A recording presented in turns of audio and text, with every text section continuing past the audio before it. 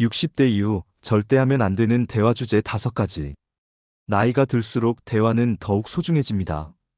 친구들과의 만남이 그 어느 때보다 의미 있고, 한 번의 대화가 관계를 더 깊게 만들기도 하고, 때로는 멀어지게 만들기도 하죠. 특히 60대 이후에는 더욱 신중하게 말을 선택해야 할 때가 많아요. 젊었을 때는 뭐 어때? 그냥 하는 말인 대로 넘어갔던 것들이 이제는 서로의 마음에 깊은 상처를 남길 수 있거든요. 마치 조심스럽게 다뤄야 하는 골동품처럼 우리의 관계도 한 번의 실수로 금이 갈 수 있어요. 그래서 오늘은 60대 이후 절대 입에 담지 말아야 할 대화 주제 5가지에 대해 이야기해 보려고 해요. 이런 주제들을 피하는 것만으로도 여러분의 인간관계가 훨씬 더 따뜻하고 편안해질 수 있을 거예요. 첫째로, 건강 자랑이나 건강 경쟁 이야기는 정말 조심해야 합니다. 60대가 되면 누구나 크고 작은 건강 문제를 하나씩은 갖고 있게 마련이에요. 혈압약 하나쯤은 기본이고, 무릎이 아프다거나 허리가 뻐근하다거나 하는 이야기들이 자연스럽게 나오죠. 문제는 여기서 나는 그런 약 안 먹어, 나는 아직 그런데 안 아파 같은 식으로 은근슬쩍 자랑을 섞어서 말하는 경우예요. 상대방 입장에서는 마치 당신은 나보다 몸이 약하네요라는 소리로 들릴 수 있거든요. 또 반대로 나는 이것도 아프고 저것도 아파서 라며 아픈 곳을 자랑하듯 늘어놓는 것도 문제가 돼요. 듣는 사람 입장에서는 불안해지고 자신의 건강에 대해서도 걱정이 생기게 되죠. 건강 이야기를 할 때는 요즘 어떻게 지내세요? 라고 관심을 표현하는 정도로 충분해요. 서로의 건강을 염려하되 비교하거나 자랑하지는 않는 게 좋습니다. 마치 날씨 이야기처럼 가볍게 안부를 묻는 정도면 돼요. 둘째로, 자녀 비교나 자녀 자랑 이야기는 정말 위험한 주제입니다. 60대 부모들에게 자녀는 인생의 가장 큰 자랑거리이면서 동시에 가장 큰 고민거리이기도 해요. 우리 아들은 대기업 다녀, 우리 딸은 의사야, 손자가 서울대 들어갔어. 같은 말들이 자연스럽게 나올 수 있죠. 하지만 이런 이야기를 들어야 하는 상대방의 마음을 생각해 보세요. 자녀가 기대만큼 성공하지 못했거나 취업이 안 되어서 고민인 부모라면 어떨까요? 마치 자신의 자녀 양육이 실패작인 것처럼 느껴질 수 있어요. 설령 자랑할 만한 일이 있다고 해도 상대방이 먼저 물어보지 않는 한은 조용히 간직하는 게 좋습니다. 대신 자녀분들 어떻게 지내세요?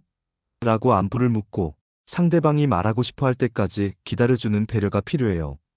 진짜 좋은 친구라면 서로의 자녀가 잘 되기를 바라는 마음은 같을 테니까요.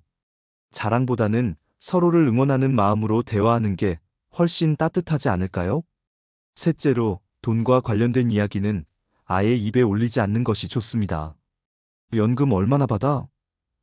집값이 얼마나 올랐을까? 적금은 어디에? 같은 질문들 말이에요. 60대 이후에는 경제적 상황이 사람마다 정말 천차만별이에요. 미리미리 준비해서 여유로운 노후를 보내는 분들도 있고, 아직도 생활비 걱정을 해야 하는 분들도 있거든요.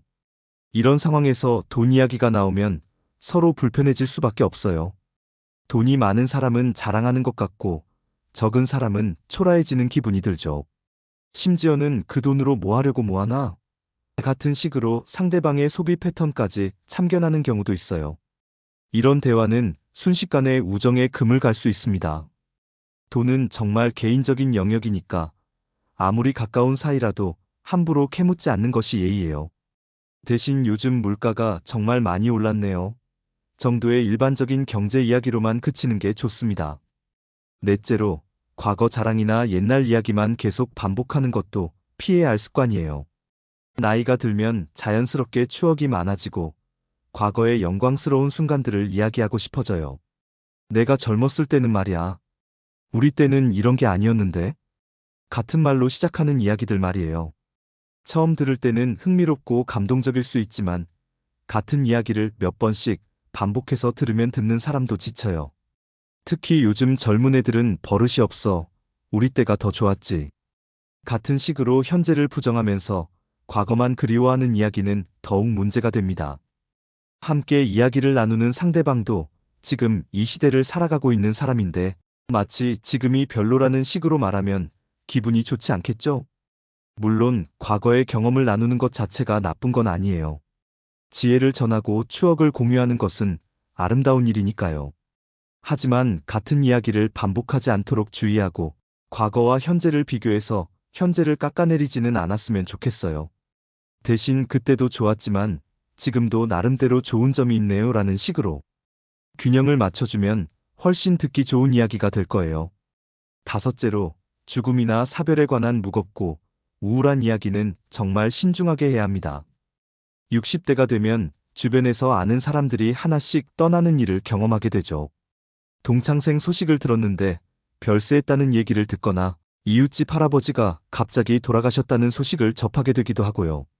이런 일들을 경험하다 보면 자연스럽게 죽음에 대한 생각이 많아지고 그런 이야기를 하고 싶어질 수도 있어요. 하지만 이런 주제는 정말 조심스럽게 접근해야 합니다. 모모 씨도 갔더라. 언제 나도 갈지 모르겠어. 같은 이야기를 들으면 상대방도 덩달아 우울해지고 불안해질 수 있거든요. 특히 건강이 좋지 않은 분이나 최근에 가족을 잃은 분 앞에서는 더욱 조심해야 해요. 무심코 던진 한마디가 상대방에게는 큰 상처가 될 수 있으니까요. 물론 슬픈 일을 당했을 때 위로가 필요한 순간은 있어요. 하지만 그럴 때도 힘내세요. 함께 있을게요. 같은 따뜻한 위로의 말이 훨씬 도움이 됩니다. 죽음에 대한 두려움이나 불안을 상대방과 나누려고 하기보다는 지금 이 순간을 더 소중히 여기자는 긍정적인 방향으로 대화를 이끌어가는 게 좋겠어요. 이렇게 5가지 주제를 살펴보니 공통점이 하나 보이시나요?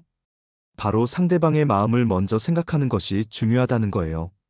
내가 하고 싶은 말이 있다고 해서 무작정 내뱉는 게 아니라 이 말을 들었을 때 상대방이 어떤 기분일지 한 번 더 생각해 보는 거죠. 마치 선물을 고를 때 받는 사람이 좋아할 만한 걸 고르듯이 대화도 상대방이 기분 좋게 들을 수 있는 내용으로 채워가는 게 좋아요.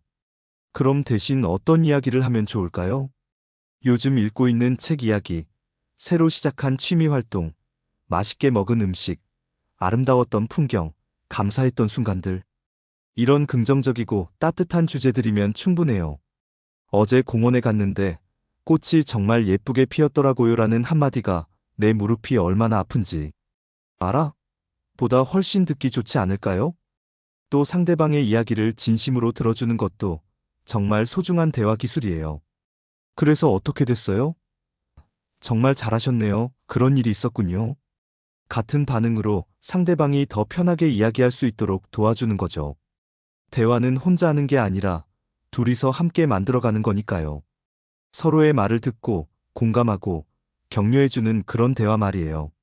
나이가 들수록 새로운 친구를 사귀기도 어려워지고 오래된 친구들의 소중함을 더욱 깨닫게 돼요.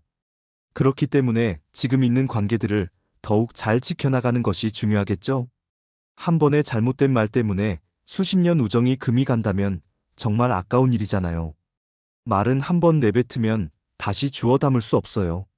하지만 조금만 신경 써서 말하면 상대방에게 힘이 되고 위로가 되는 말을 할 수 있습니다. 우리의 대화가 서로에게 기쁨이 되고 만남이 기다려지는 시간이 되면 얼마나 좋을까요? 나이 든 사람들의 대화에는 젊은 시절의 치기나 경쟁심보다는 서로를 이해하고 배려하는 마음이 더 필요해요.